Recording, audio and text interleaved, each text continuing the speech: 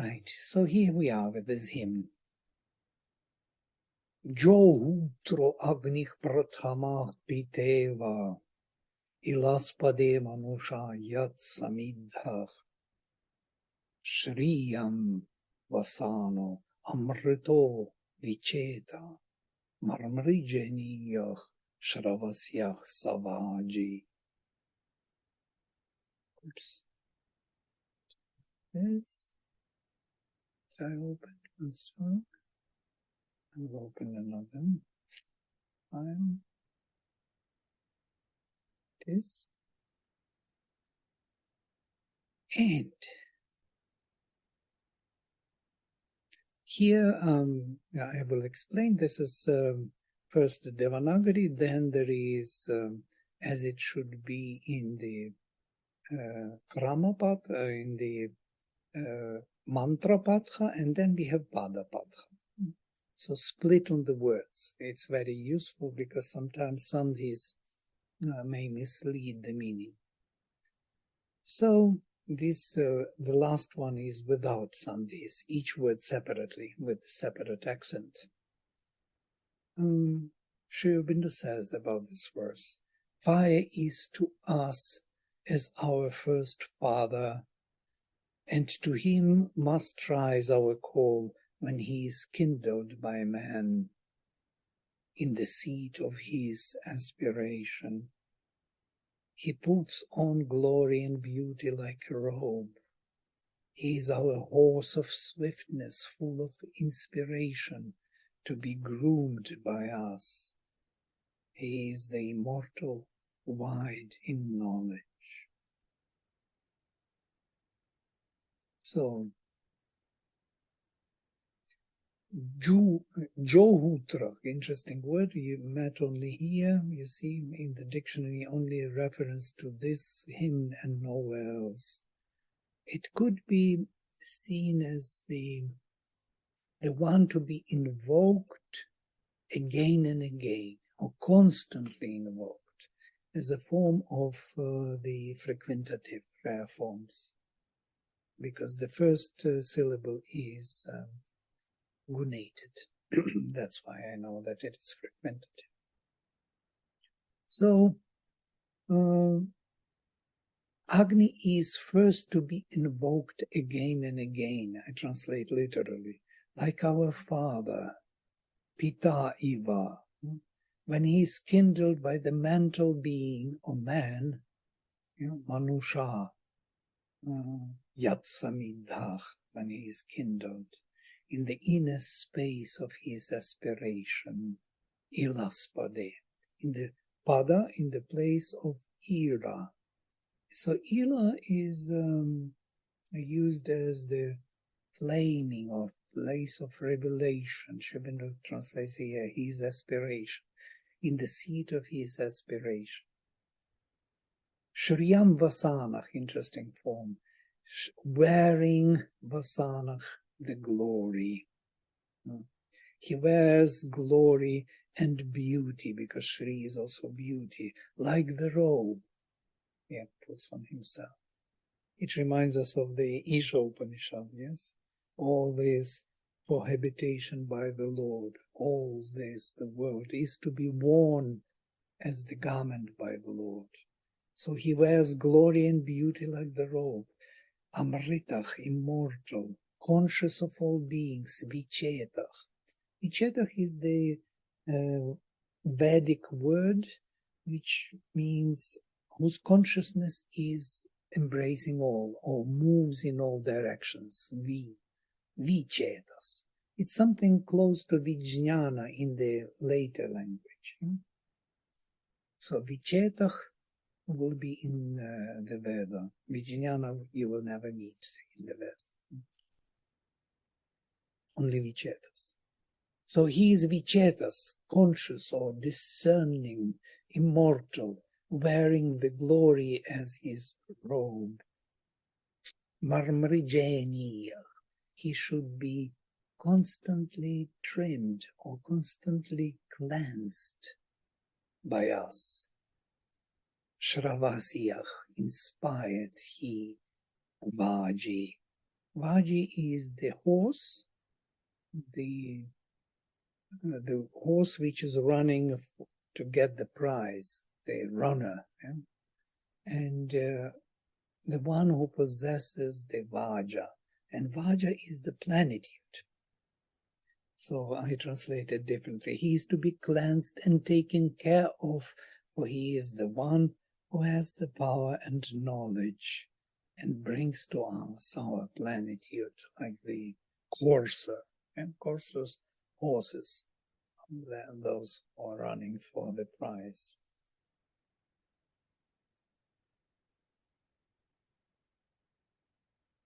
So we kind of went through this verse. Oh, Rashi is joining us. Oh, nice, Rashi. Hello, Rashi. Also, Nidhi, Pritu, Shibani from before. Lovely. She is smiling slowly. Slowly getting back on the horse. Yeah? And to carry us to the prize. Prize is the plenitude. Plenitude means the fullness of realization in the physical and spiritual realm. A total manifestation of the supreme good in the world, in our body.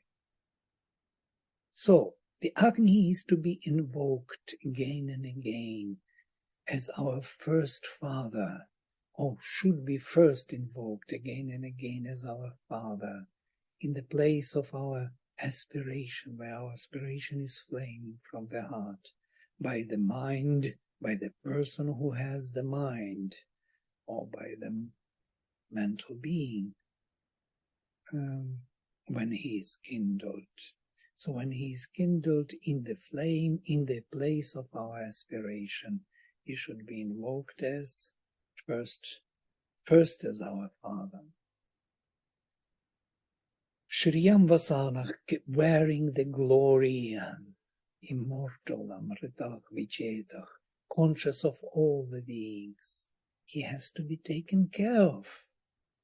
The one who has the inspired knowledge, inspirational knowledge, and who carries us by his power towards the fullness of realization.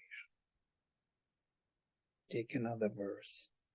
Shruya Agnih Chitrabhanu Avam Me Vishvani Girbhi Hamrito Vicheta Shyava Ratham Vahato Rohitava Utarusha Aham Chakre Vibharitrach Aha Chakre Vibharitrach. May fire in the rich diversity of his lights, the immortal wide in knowledge, hearken to my cry in all its words. Two tawny horses bear him, or two that are red or ruddy in glow, or one widely born has been created. We know that fire is awakened, is created. Created means he comes to the front. He takes the offering. He partakes of this food. He burns the offering. And that is how he is born, or how he is carried forward, how he is revealed. Yes? As it is said in the first hymn of the fifth mandala, that Agni tamaso niramochi. Agni was released from the darkness. He is hidden in the darkness, in the depth of our inconscient, and he breaks through and comes to the front. So the hidden divinity becomes revealed to us. This is the whole process of sacrifice and manifestation of the divine. The manifestation means that it is brought forward from the hidden place. It was not seen, it was not understood, it was not revealed yet, and now it is revealed. Shruyach, very interesting word. Matt only, I didn't even write. Matt only here in this hymn. It's from our aorist form. Shruyach, hear. It's injunctive, actually. Hear, Agni, may Agni hear my call in all my voices. Girbi. Shining with various hues of consciousness, Chitrabhano, immortals, Amritach, and aware of all beings, Vicheta. Two brown horses, Shyava, carry his chariot, Ratham Vahatach, two horses shining with red and golden light, Rohita, Uta, Arusha. So these are all the adjectives, Shyava, Rohita, Arusha, and all are used for the horses, the two horses which carry him. And it's interesting. First they are dark brown, then they are red, and then they are a light red, golden red. So there is a kind of gradation. They start with darker, then they move to the brighter, and then totally bright golden red, Arusha. Two brown horses carry his chariot, two horses shining with red and golden light. I just put it differently, but this gradation is important. For he is created to be brought everywhere. Chakre vibharitrach. So that is his purpose, to be carried everywhere, to be revealed everywhere. And these two horses carry him from the darker places where the red becomes like a brown. In the inconscient, the flame is nearly suffocated, but it is there, you cannot remove it. The stain of the light is there in the darkness. And then it moves to the middle world and it becomes more Rohita, very aggressively burning everything, and then Arusha. Arusha is the most golden light.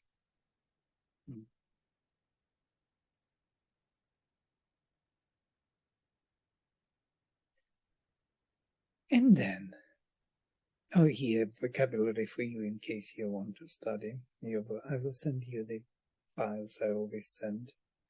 Uttanayam,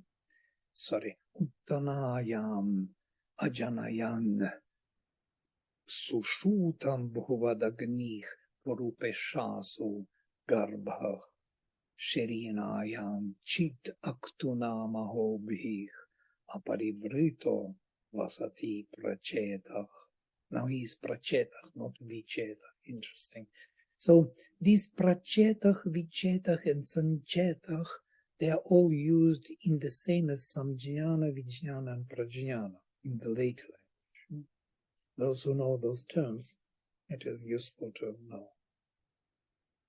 This uttana is used always for the dawn.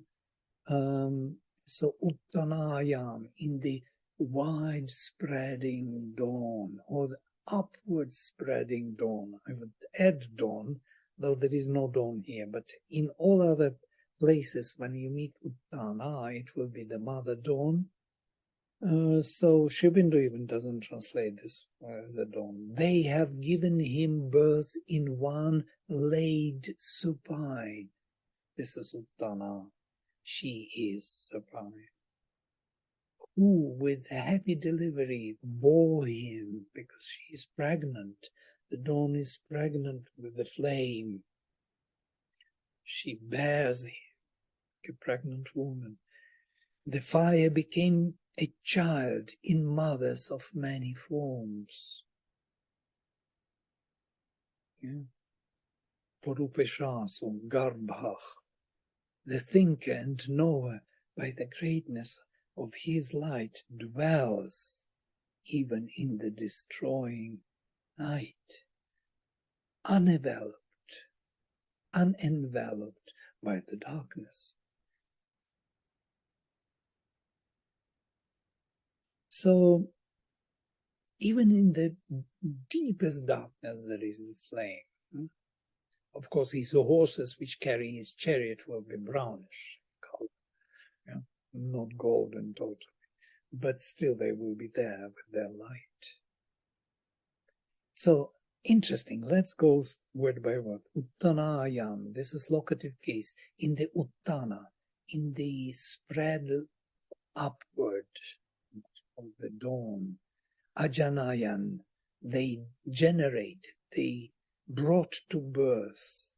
Sushutam, the one who is perfect in his birth.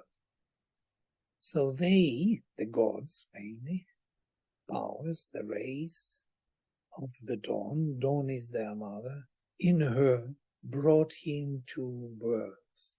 So revealed the flame within. And Agni Bhuvat, Agni being the sun in many mothers, or in many forms, in mothers of many forms. That's how Sri Aurobindo translates, because Pesha is here in the feminine gender. It's just by the gender we know that it is the feminine energy. And then Shirinayam, in the darkness chit even Aktuna, he by the ray in the darkness, or by the revelation, or by manifestation in the night, Mahobhi, by his great powers, Aparivrita, he is not covered, he is not hidden, Vasati Pracheta, he dwells there with his consciousness turned forward, or awareness where to go from there, from the darkness. So I put my interpretation. In the one spread upward, they brought him to birth. Him of perfect birth. He has become one child in many different mothers. Interesting. One child in many mothers. The divine. So mothers are many, forms are many, but there is one child, one divine who is to be born and brought forward. And even scattered by the manifesting force of night, he is not covered by the darkness. Why I'm translating Shirina? Shirina is a very rare word. You can see here, Shirina, and it is met only in this hymn. I didn't even highlight. Usually I highlight with red, that we see what is met only in this hymn. But it is from root Shri, to scatter. From here also Sharira, if you know. Yeah? Sharira is the body, because the body is something which is formed separately. Yeah? Separate formation. So this is also that which, the power which scatters things, or which separates the oneness into the pieces, and that is the night, the name of the night. So in the one power, so to say, and even scattered by the manifesting force of night, this is how I translate night. Instead of night, it will be separating the fire, the flames, into the rays. Rays are what? It is a separate representation of light. Yeah, totally separate. One beam of light is enveloped by darkness or by emptiness around. That's why we see the beam. So this is what the night does. Yes, it scatters the light, one light into many flames, into many rays. So Shirinayam Chit Aktuna, an interesting word. Aktu has several meanings. I want to show you how Rishi thinks. Is a tinge, ray, light, dark tinge, darkness, night.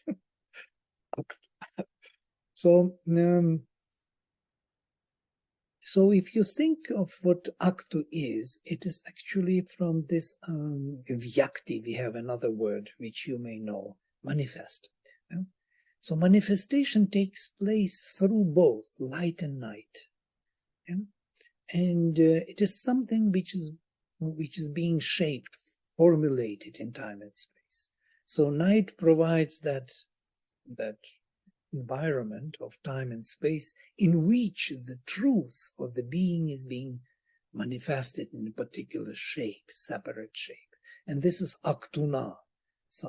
So even by the Aktu, whatever you may call it, by the darkness, in the night by the darkness, he is not covered. Yeah?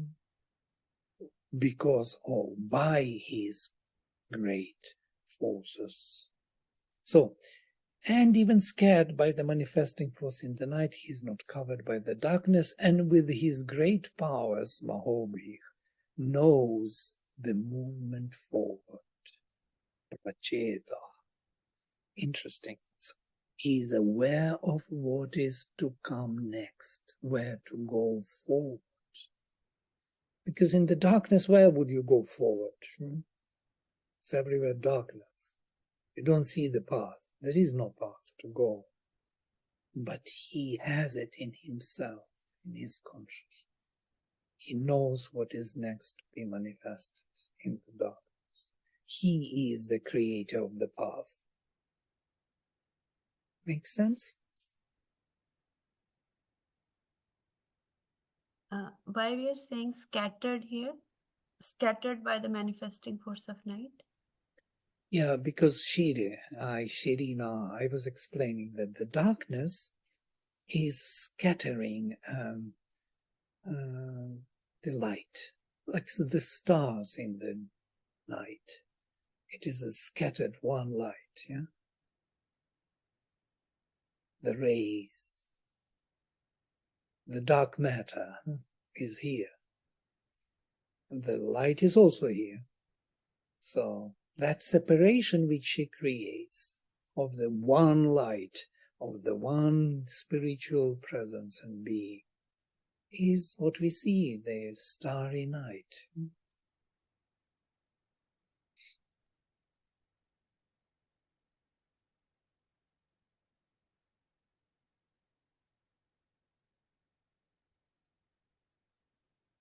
And now interesting also verb. Jigharmi agnim havisha garitena pratikshiyantam bhuvanani vishva prithum tirascha vayasa brehantam vyachishtam annaich rabhasam drishanam. I anoint the fire with my oblation of light. This is too much to take. Yeah? I anoint the fire with my oblation of light, where he dwells, fronting all the worlds wide in his horizontal expansion and vast. He is most open and manifest by all he has fed on.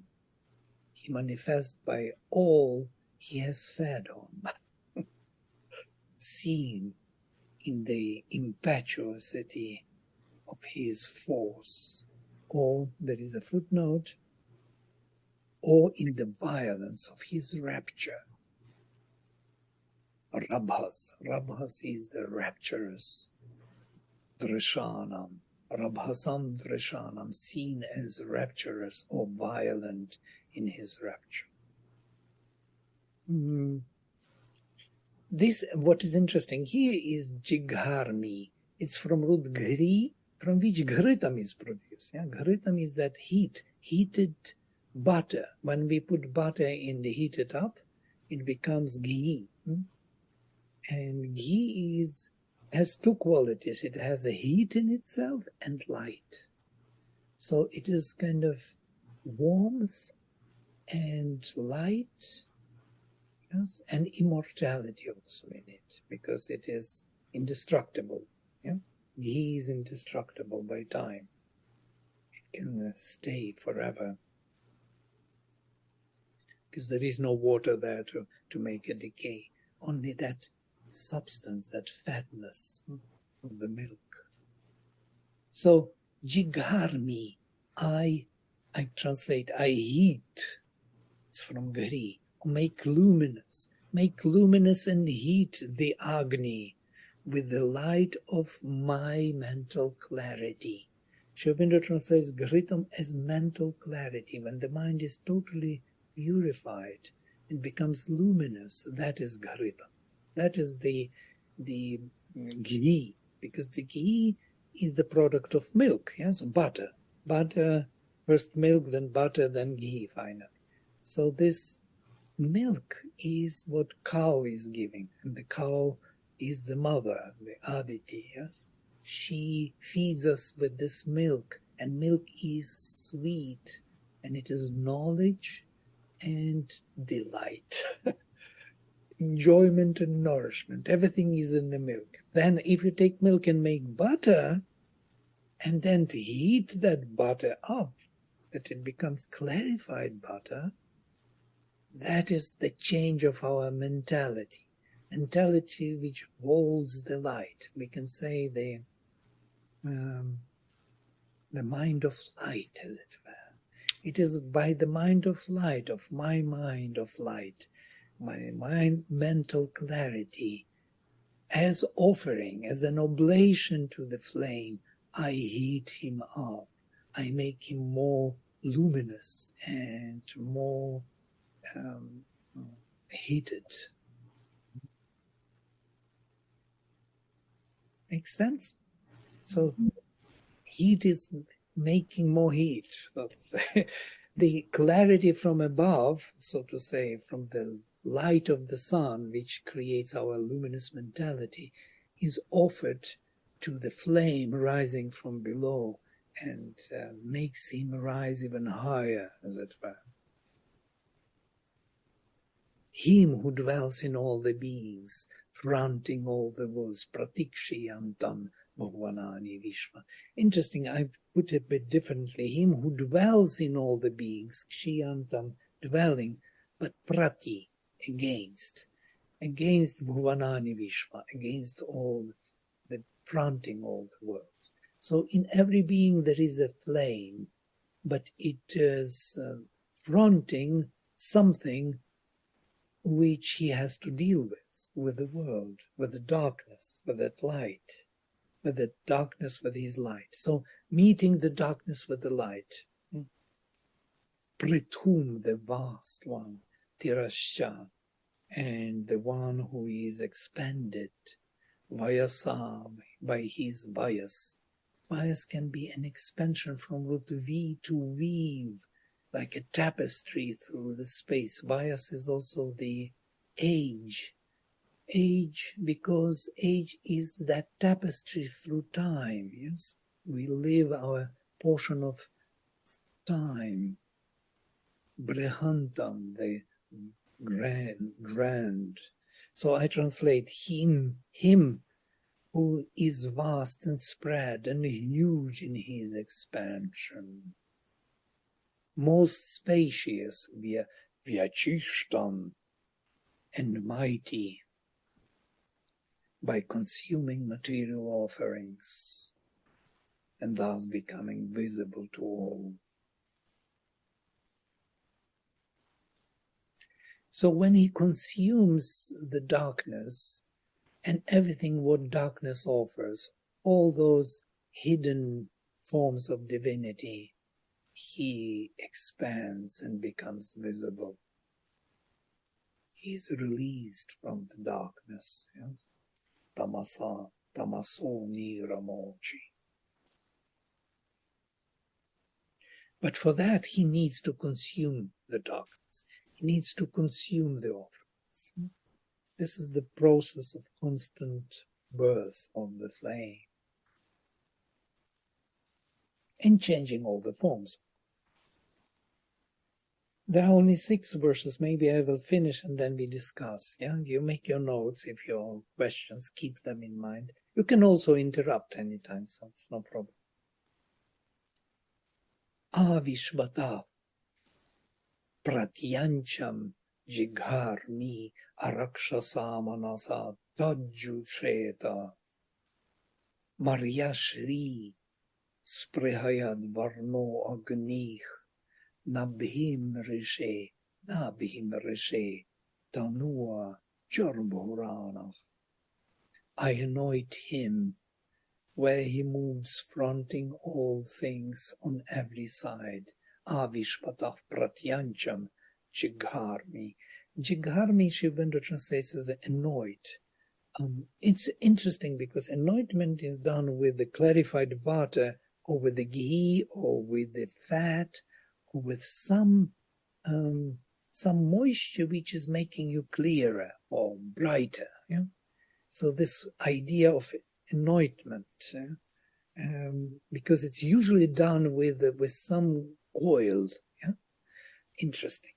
And so I make him oily or kind of brighter or luminous.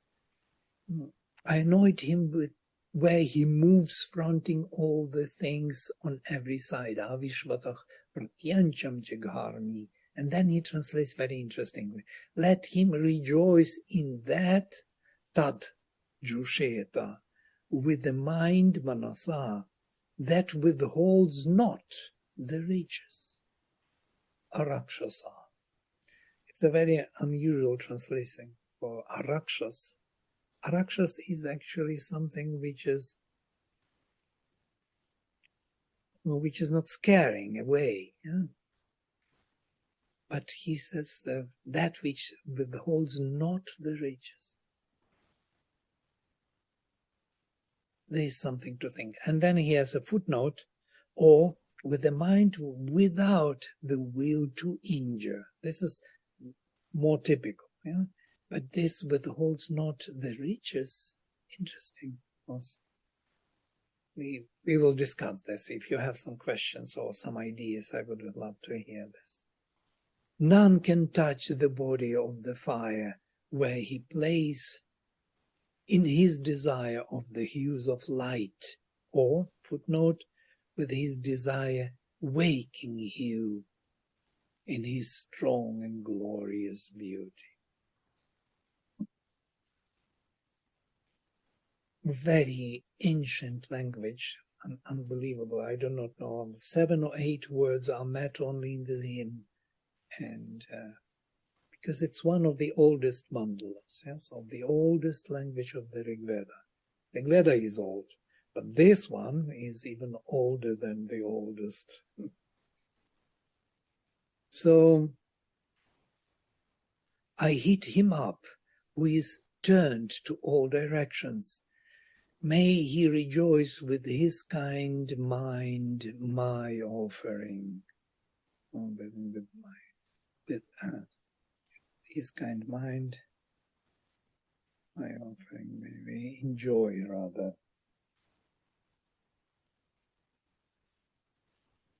And Agni is ever young in his glory. Maryashri, this word I think met only here.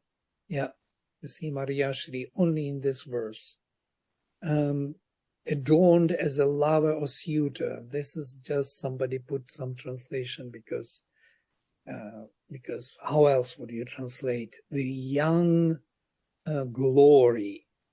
So they make it as a suitor or they are somebody, young glory. So this who has young glory. Agni is ever young in his glory. That's how I translate. Maria is young, Shri glory. It's Bahuvrihi compound. With his aspiring lusters, sprihayad varna, cannot be touched. Na abhim rishe. When he is vibrating by his body, tanva jarbhurana, he trembles in ecstasy with his body. And by the way, you cannot touch Agni anyhow because that sense, well, it's a heat. Yeah, you can touch, you can be burnt, consumed by Agni rather.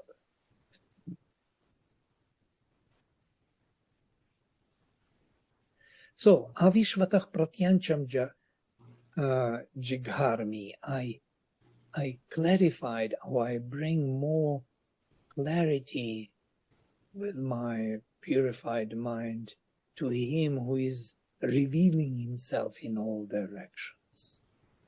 And he should rejoice with that by his mind, which is kind and not hurting, and which is not withholding the riches, which is not keeping the riches away from us. And that is what usually Rakshasas do. They are scaring us away from the treasures.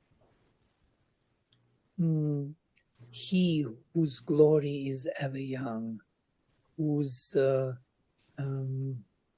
lusters are aspiring, sprihayad varnach. Agni cannot be touched. Na abhim rishe. When he is vibrating in ecstasy by his own extension, because body tanu is also extension from tan to pool. Russian tyanуть, tягнуть. So that which is spread. So body is something which is spread. We spoke about this. There are bodies in time and space. Even our spatial body, we believe it is only here. It's not so, because the planet is moving, the sun is moving around the galaxy, the planet around itself and around the sun. Everything is moving. We are constantly in a new space.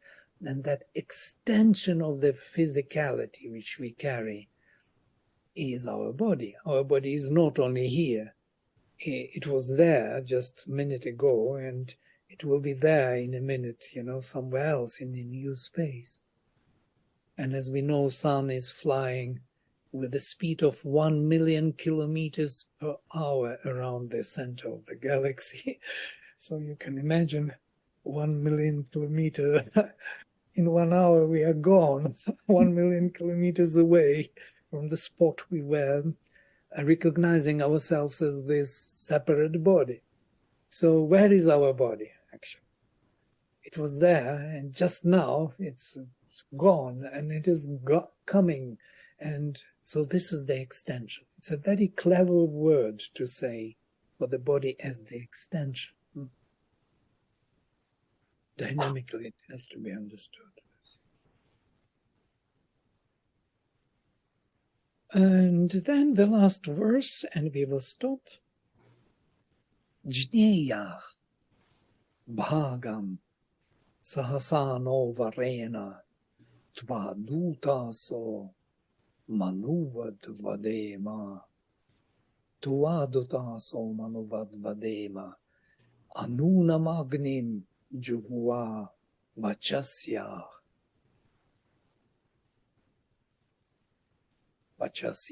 without visarga madhupricham dhanasa Johavimi, I call, I cry again and again to the flame who is constant with my tongue. Let us read Sri Aurobindo. Mayst thou take knowledge of thy portion, putting forth thy force with thy supreme flame. May thou take knowledge of thy portion, putting forth thy force with thy supreme flame. May we, thy portion of the delight which we offer to him, so take knowledge of your portion by putting forth your force with thy supreme flame, moving forward, taking it as your offering. May we speak as the thinking human being with thee for messenger. I am one who would conquer the treasure, and I call to the fire with my power of speech and my flame of offering. Fire in whom is no insufficiency, Anunam. and he brings to us the touch of the sweetness, or he fills us with the wine of sweetness. In Sri Aurobindo Savage, intoxicated with the luminous wine. You remember? Intoxicated with the luminous wine. So this is him. This is the Rishi who is intoxicated. He is drunk. He is in the bliss of this luminous wine which Agni brings to him. May he realize the portion of his delight, increasing most his flame. And like our father Manu, may we express you, Agni, in our beings as our messenger. You are our messenger now.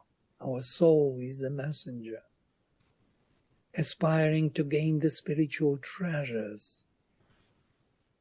This interesting word also here met only Dhanasah. I invoke Agni again and again with my eloquent tongue to reveal his fullness and his sweetness.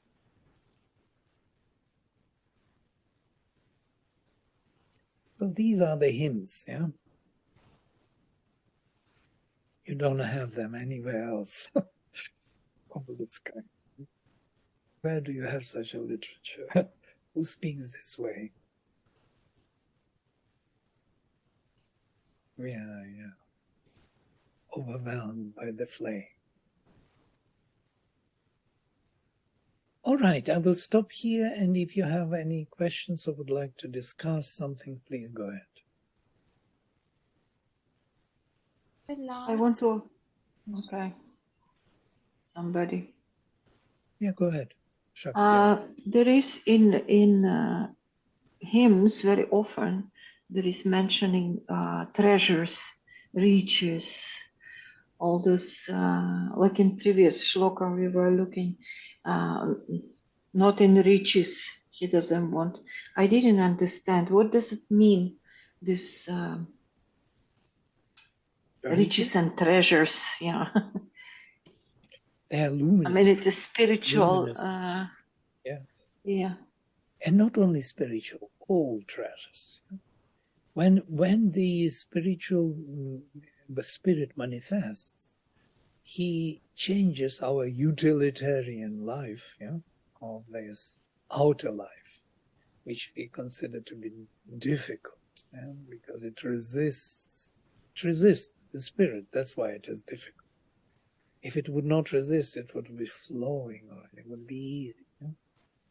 But there's so much resistance. So when spirit takes charge of our material being, that material being becomes the treasure, the plenitude, the fullness. Somewhere in the human cycle, Srila says very interestingly about this. He says that supreme good is actually absolutely utilitarian also. Supreme good can be realized only when the utility of our outer being is totally charged with its presence. So it means it is transformed already. It receives the Spirit. The Spirit is shining through all the beings, all the forms. And the whole manifestation, the whole life is spiritualized or divinized. And that is the treasure. So the treasure is not only there, spiritual somewhere, the treasure is here. When we look and find the Spirit through the forms where it was hidden. And Spirit is everywhere, in everything. Only we have to find it.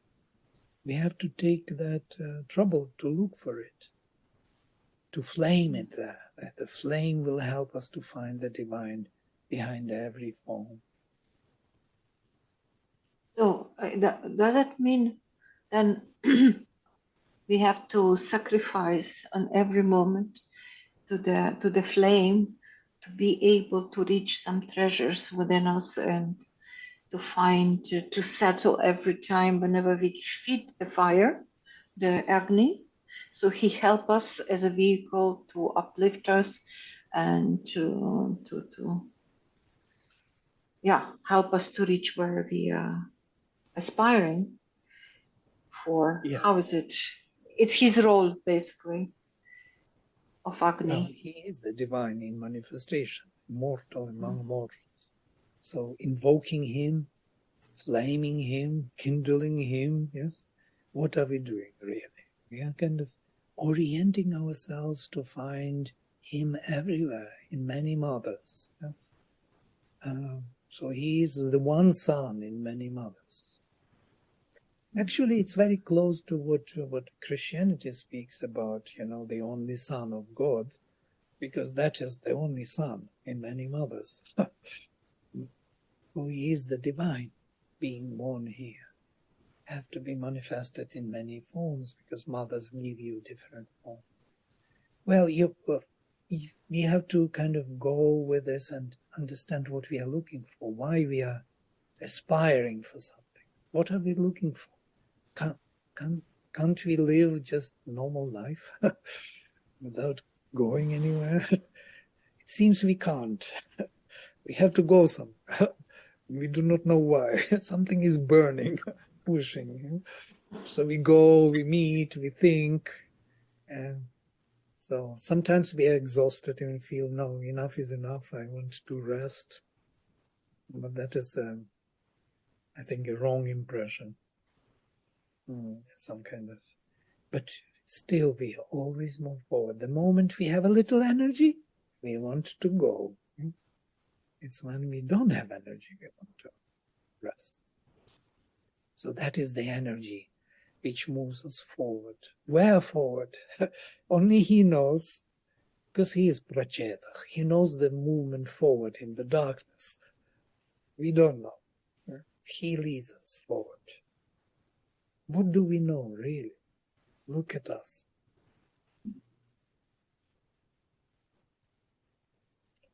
Do we know even a step ahead, as Shubhanu says? A step in front of our nose. We don't know what is going to happen in a minute. We are in total darkness. But he knows where to go. So we have to let him. He is our messenger. We have to bring him to the front. He's Purohita. He's the leader in front of us. Yes? And that's why Prachetach moving forward, knowing where to go forward. What is next, he knows.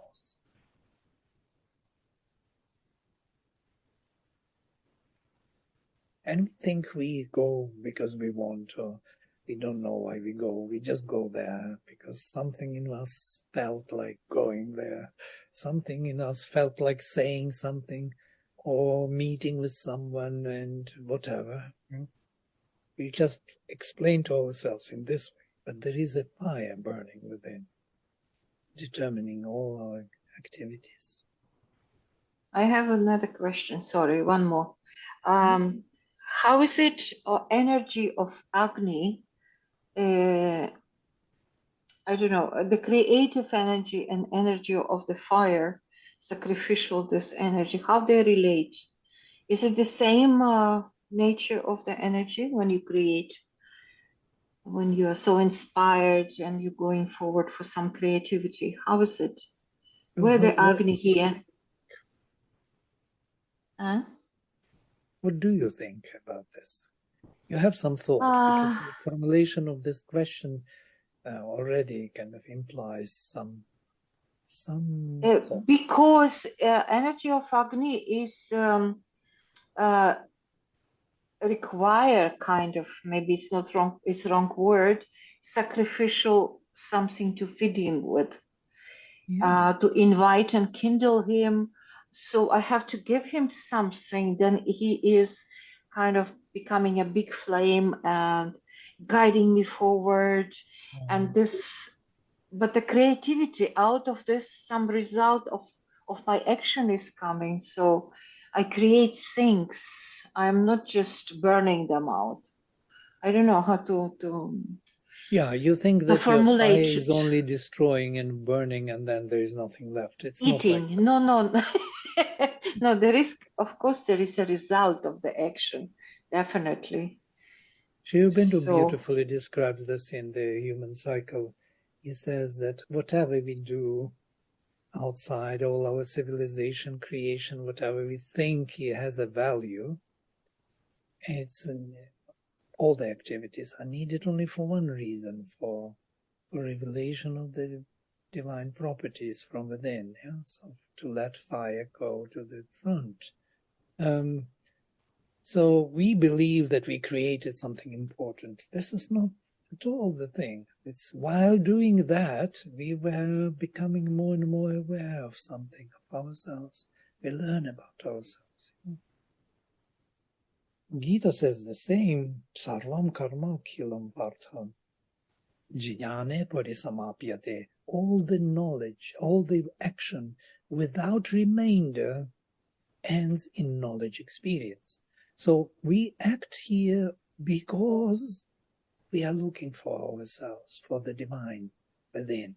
And we are acting and we are creating and destroying and creating and destroying forms, but it is not the major creation. It's not the outer creation. What is happening? It's the inner capacity to recognize the divine in all forms. And these forms will be finally revealed and may stay as immortal, yes, but in this process, long process of creation and destruction, and we must do both, create and destroy, because forms, even the most beautiful creations of art, cannot stay long. They have to be demolished and new forms have to be created. Because the spirit is to be constantly found. There are no eternal forms created which will stay forever. Even the most beautiful pieces of art, civilizations, all of it, these are only the attempts to reveal the spirit. And it wasn't fully revealed, only partially. And that partial thing has to go. Because the new, to open the space for new attempt to reveal the divine, and new attempt to reveal the divine, and never stop. It's what Mother called ever young, the young spirit, never to be satisfied with what you achieved, because what is there? You achieved, so what? Hold on to it. That's what I am. No, you are not that. You have head forward, the way forward. That's what you are.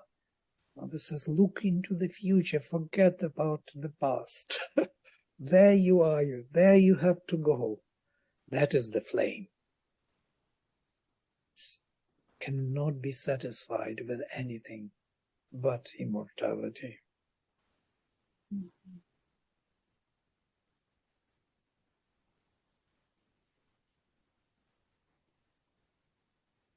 It's an amazing kind of aspirational exercise for us, yes, to understand this, what we are really. We are not what we seem. We think about ourselves as whatever I have, even having, oh God. We identify ourselves with the havings, not to say about anything else. How far we are from the truth. Yeah? But of course, all those things are needed because they are helping us to bring him forward, to bring him to the front. Things are oft destroyed. Basically, our life is exercising.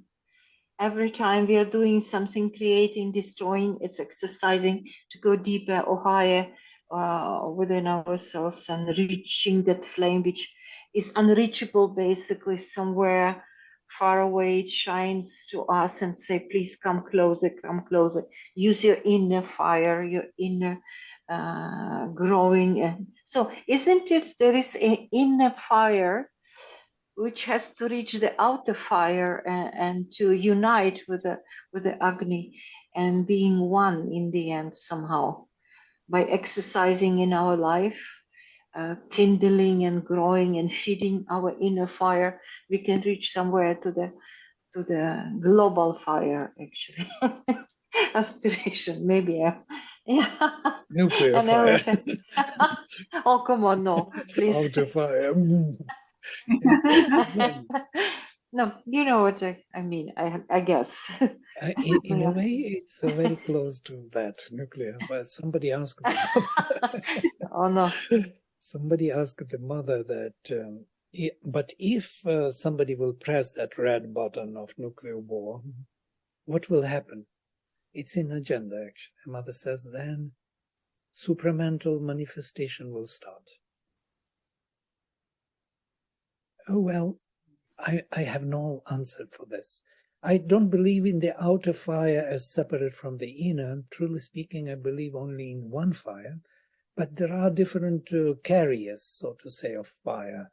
In the darkness, in the soul. It's everywhere the divine, but in different context. Yeah? The divine as a desire, there's even karma, yes, it's also the divine, it's also fire.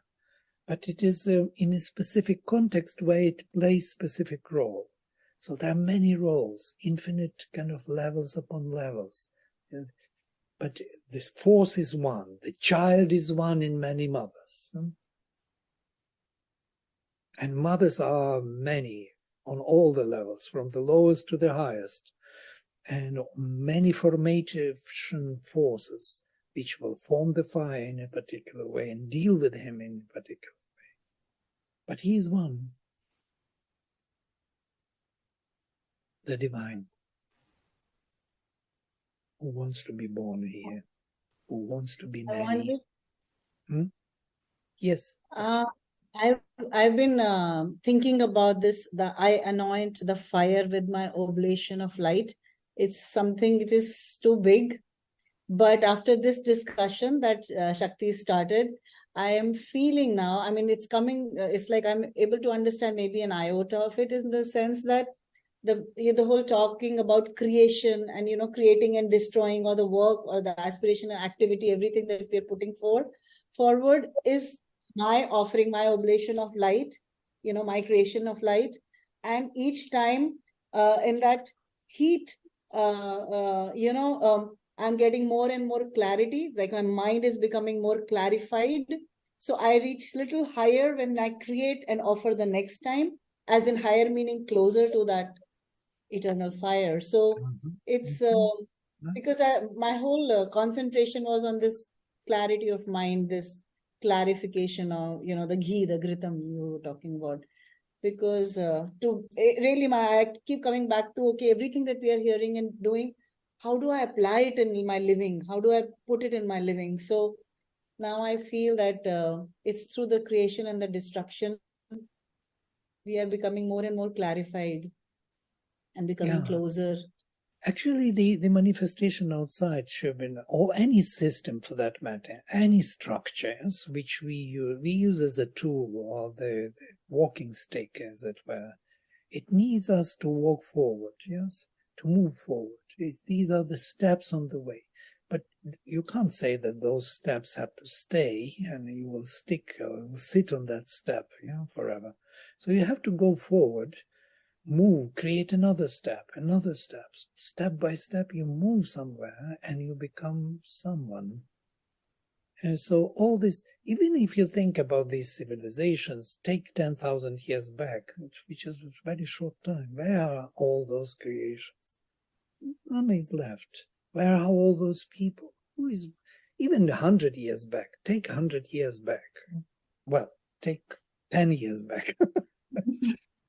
Creation may not be there, but the vibration that became higher is existing in the collective, and on which we are evolving on the next level, right? It's not about like Shakti creates music, I create theater. We're not holding on to our creations, but through the process of the creation, I became somewhere closer, and in the vibration of that, whoever was involved also kind of came little closer to that fire. So immortality and mortality is not the question. Again, I think it's more about coming closer and becoming more clearer and becoming more closer. And Absolutely. like you said, 3 billion, 1,000 million years are left Yeah. to do this. If you work. think you created theater and Shakti creates music, when you do this, you get something in that moment. That something is the thing. The rest is the outcome. Outcome is needed just for the senses also and for the outer consciousness to recognize the value of that flame within. So it also catches up something, it stays there for a while. But the major is that what you experience, and you now with the format you created outwardly as your tool, it will help you generate even more consciousness. Because you already created the tool which was consciously created. Now with that tool you can do more. But tool is still remaining a tool. Yeah. But the fire, in this case, is an aspiration. Aspiration which burns so much inside and pushes you to, like for me, for instance, if I don't write what I feel to write, I feel like something within me is going to explode if I'm not going to put on paper now what it wants to come out, So this fire is pushing you to create an outcome of creation already. It's the food of that fire, I think. So you sacrifice what you have created for the bigger flame to come in future. Yeah. So I think it's a looping like this for creative person to find the source of that flame which is inside. And then without flame you can't live and you can't do. I mean, it's empty life and it's not possible to exist because it's the only thing you're looking for, basically. Yeah. And you know how he ends with this. He brings to us the touch of the sweetness. That touch of sweetness we are all looking for. We want that sweetness. That's why we want to burn. We want to create. We don't want to create for the sake of creation. No. Then you create and then you sell the product and then you get the money and then you get the sweetness. It's not because of that. We create. Some people do that also. That is a very lame way to go because there is emptiness. There is no creation really. It's a manipulation with structure. But when you are inspired, this is the payment. Somewhere this Agni was joking about this. It's a good joke, actually, about this.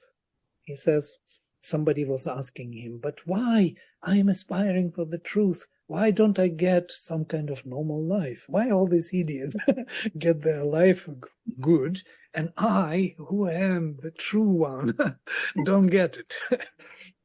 And what could you answer to that? Interesting. So Agni answered in a very weird way.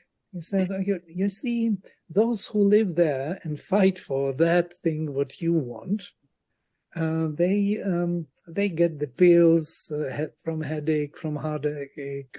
They go to the doctors. They totally separate themselves from themselves. You live in yourself. You already got everything you had to get. All the peace, all the light, all joy you have. So why do you want that also? Interesting, yeah? Very interesting thought. Yeah, because money in this process is quite disappointing point, actually. It never covers the aspiration which you're burning and you create. It's such a sweetness, as it's written in Rigveda, then no money can buy that, actually, and cover that. You feel always like, if you're paid, you feel always like, well, it's okay. But it's never that. You cannot even put on one kind of level the things. Absolutely. It just whatever comes. Yeah, in spite it is necessary, and money is an energy, and they should come for the work. But I mean, it's disappointing point. You know the whole the whole discussion on money with Mother and Sri Aurobindo, and what happened and so on. She discovered the source of money. Jesus was the beggar, Sri Aurobindo lived with his disciples, so there were a few rupees there. And the whole crowd lived together until when Mother came, she made some order. Yeah. But so money is not the force for this. Yeah, it's a vital force, which wants to satisfy its vital needs. It doesn't want to satisfy divine needs until it is actually converted. And we have to convert this force and make it, and it's very difficult to convert, as we know from agenda. Because first of all, we have to give up, transform the sexual energy, which is absolutely difficult to transform, not only for yourself, as Mother says it's nothing, but for others. Can you transform it for others? You can't. So the whole nature lives on this. The whole animal nature thrives on it. And the humans took this, inherited this force, yes? So, and what can they do? So money is built on that force. Of course, it will resist the change. It resists the change. So it will pay you for something you sell. If you create your music and sell your music, then you will get some money. But not for the creation. Usually great creators were very poor and died in poverty.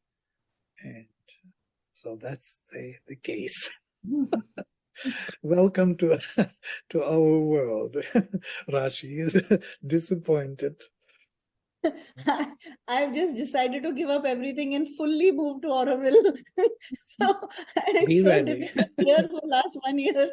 I can't. And then you were saying they were poor and beggars and they died in poverty. I mean, and tomorrow's my birthday. I mean, this is the last thing I'm hearing. What am I going to do? But they were charged with the spirit, with the truth, with the bliss, which is so subtle. And you, with your creation, you get that bliss. This is your payment. Agree to receive this payment, and you will be free. We're going to hold one to another here in Auroville, fighting for paisa, to have... Really, I'm yes. joking. I lived there for 5,000 rupees per month. When I had maintenance, and they snatched it away from me. No money, no honey. How can you live? A lot of honey, Volodya. Yeah, honey was a lot, but not from the source of money, no. But now... But Vladimir, there should be some way to earn money. I'm so young. I want to earn some money. Sweet. I know, somebody asked a very old yogi, what do you want in the next life? He said, I want to be rich. This is funny. I mean, yeah, all my friends who are not like me are very rich. I see that. Yeah, well, believe me, we are far from being rich, but we are taken care of by the Mother. Did you notice? We are not dropped off from our whatever, wherever we are. Somehow you are not starving, or you are not on the street begging. Jesus was the beggar. So what do you want? And Sri Aurobindo, when he reached Pondicherry, he didn't have anything. And he said, if you want to the Lord, if you want to do your work, please give me at least some money and something to live on. So, and he was settled after. But true, I think the concentration should be not on money itself, but on something you love to do and you want to do, you create, and you persist and you go for it. You don't let it go. And the Mother takes care, and she gives exactly what you need, and little less than you're not losing aspiration. Money also from the Mother. Yeah. You can ask. From the Mother, yes. Ask me concretely. Ask whatever you need. You need this, you ask. So we can do it. You know, the Vivekananda and Ramakrishna story also. Vivekananda, his mother was very poor and not well. And Ramakrishna said, you go to the temple and ask the mother. They had mother's temple.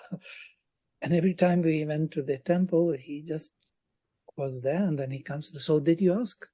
What? Oh, I forgot. So every time he went to the temple, he was in another state. Yeah, that other state was not kind of reminding him of money needs. So every time, many times he went there, and every time he forgot. Then Ramakrishna wrote, made him write on the paper and want to hold that paper. Oh, okay, I had to ask. So this was the only way to do it. And when he asked, the situation has changed, and she was okay. But you will never get extras, notice. There will be no luxury, no extras, unless you need for your experience. If you need for your experience, inexperience, to know the end of luxury, then you will get it.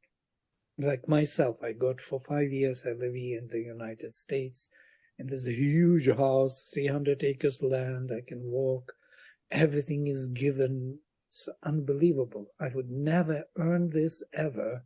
You have to be millionaire. You have to spend your lifetime to earn this, living. So it is given as an experience to see where it ends. It's very good to have everything, ready to be used, so without thinking about it. So you're free not to think. This is good. We need that. Sorry.